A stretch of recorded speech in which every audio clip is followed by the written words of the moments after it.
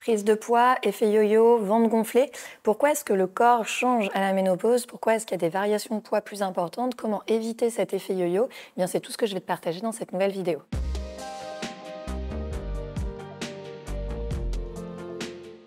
Je m'appelle Alexia Cornu, je suis coach et experte en physiologie de la femme. Depuis 2010, j'accompagne sur les sujets autour de la reprise du sport, du périnée et également de la ménopause.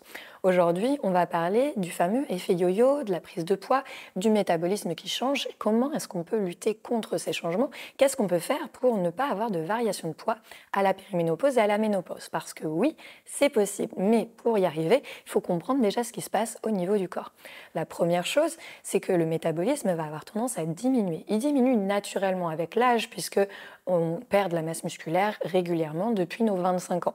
Si on fait de l'activité physique régulièrement, si on fait des exercices de renforcement musculaire ou si on s'entraîne de façon soutenue, eh bien on va maintenir, voire on va augmenter notre masse musculaire. Donc on va maintenir, voire augmenter notre métabolisme. Cependant, si on est sédentaire ou si on ne fait pas d'activité physique régulière, le métabolisme va diminuer parce que notre masse musculaire diminue et donc il va être de plus en plus lent. Un métabolisme plus lent, ça veut dire moins de consommation de calories de façon quotidienne. Et donc si nos apports énergétiques, donc nos apports caloriques se maintiennent et que nos besoins diminuent, eh bien il va y avoir un petit stockage qui va commencer à se faire. Alors au début, c'est très léger et puis au fur et à mesure, eh bien, les kilos peuvent s'accumuler si on ne fait rien.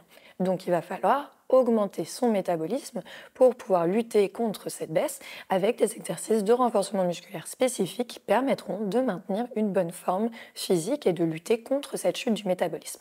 Maintenant, ce n'est pas la seule chose qui se passe, surtout à cette période de périménopause, puisqu'il faut aussi tenir compte des fluctuations hormonales.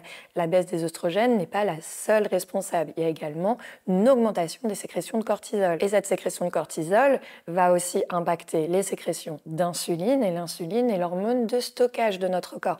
Donc avec des variations hormonales différentes, une résistance à l'insuline qui va être plus importante et une augmentation de sécrétion de cortisol, eh bien, il y a plus de risque de stockage des graisses également à cette période-là. Malheureusement, en plus, ces graisses, elles ont tendance à venir se stocker au niveau du buste, poitrine, dos et ventre, puisque vu que les oestrogènes ne sont plus présentes en aussi grande quantité et qu'elles sont responsables de la répartition des graisses partout dans votre corps, eh bien, les graisses vont avoir tendance à s'accumuler vraiment au niveau du ventre et votre morphologie va avoir tendance à changer à cause des hormones. À savoir aussi que le sommeil et le stress jouent un rôle sur cette augmentation du stockage des graisses, puisque le sommeil, si vous êtes en dette trop importante, eh bien, va générer un état de fatigue permanente. Cet état de fatigue permanente va générer de l'hypervigilance de votre corps et une diminution du déstockage de vos graisses. Et à l'inverse, votre corps va avoir tendance à stocker davantage, parce qu'il ne faut pas oublier que pour votre corps, des réserves de graisse, c'est également des réserves d'énergie. Donc si vous êtes sur une dette de sommeil importante avec une fatigue chronique, eh bien, vous avez plus de risques à la fois de stocker les graisses et de difficultés à les déstocker, même si vous mettez en place une activité physique et une alimentation équilibrée. Donc tenez compte de votre sommeil et tenez compte également de votre stress, puisque les sécrétions de cortisol se font également quand vous êtes stressé, et donc plus de sécrétions de cortisol égale également plus de risque de pic d'insuline, et les pics d'insuline génèrent du stockage des graisses. Donc ça va être important vraiment d'avoir cette vision globale de qu'est-ce qui se passe dans mon corps, pourquoi est-ce que les hormones ont autant d'impact derrière sur le stockage de mes graisses et mon poids. Une fois que vous avez bien compris tout ce qui était en jeu, eh bien on va pouvoir mettre en place des solutions concrètes sur les causes de ce qui génère ce stockage des graisses. Mais avant d'aller sur les solutions, j'ai envie de vous mettre en garde contre les dangers et les erreurs que vous pourriez faire sans le savoir. La première erreur que je vois le plus fréquemment chez les femmes que j'accompagne en périménopause et en ménopause, c'est le fait de vouloir faire un régime restrictif en se disant vu que mon métabolisme diminue, je vais manger beaucoup moins, comme ça je vais diminuer mes apports et ça va me permettre de perdre du poids.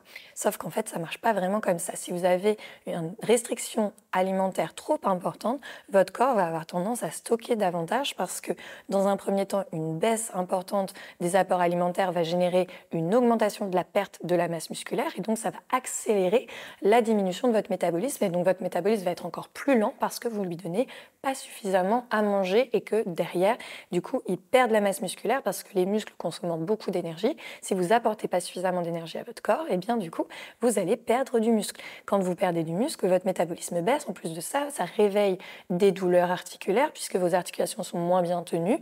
Donc du coup, vous avez davantage de douleurs et du coup beaucoup plus de stockage des graisses. Donc attention au régime restrictif, il va falloir manger mieux, pas forcément moins. Et donc manger mieux, ça veut dire mettre l'accent sur les macronutriments, protéines, glucides, lipides, et s'assurer que chacune de vos assiettes contienne une quantité importante de légumes. Pas uniquement des légumes, parce que si vous mangez uniquement des légumes, vous n'allez pas avoir de macronutriments, protéines, lipides, glucides, et donc vous n'allez pas vous nourrir correctement, mais il faut absolument qu'il y en ait quand même dans votre assiette. Donc la moitié de votre assiette doit contenir des légumes et des végétaux, l'autre moitié doit contenir des macronutriments, protéines, glucides et lipides. De cette façon-là, vous apportez à votre corps tout ce dont il a besoin pour fonctionner de façon optimale et vous réduisez les risques d'effet yo-yo et de diminution de votre métabolisme avec une fonte musculaire. Si vous êtes plus sujette à la fonte musculaire, mettez un petit peu plus l'accent sur les protéines, qu'elles soient d'origine animale ou végétale, puisque les protéines sont indispensables pour améliorer votre masse musculaire, augmenter votre métabolisme grâce à une augmentation de la synthétisation de vos muscles. Pour cela, il faudra des sécrétions de testostérone avec des exercices de renforcement musculaire spécifiques, couplés avec des acides aminés que vous apportez dans votre alimentation. Les deux ensemble permettent d'augmenter votre métabolisme. Au niveau de l'activité physique, ce que vous pouvez faire aussi pour lutter contre cet effet yo-yo, une fois que vous avez une alimentation qui est équilibrée, eh bien, c'est de faire des exercices de renforcement musculaire avec un bon apport en protéines. Ça va être très complémentaire et ça va permettre de réaugmenter ou au moins de stabiliser la fonte musculaire, voire de la réaugmenter si vous faites des exercices de force régulièrement, 2-3 fois par semaine, à hauteur de 30-45 minutes par séance. Ça va vraiment vous permettre de relancer votre métabolisme. Je vous mets en garde, il va falloir être patiente parce que votre métabolisme, il n'a pas diminué du jour au lendemain. Donc, il ne faut pas espérer qu'il se relance en quelques semaines.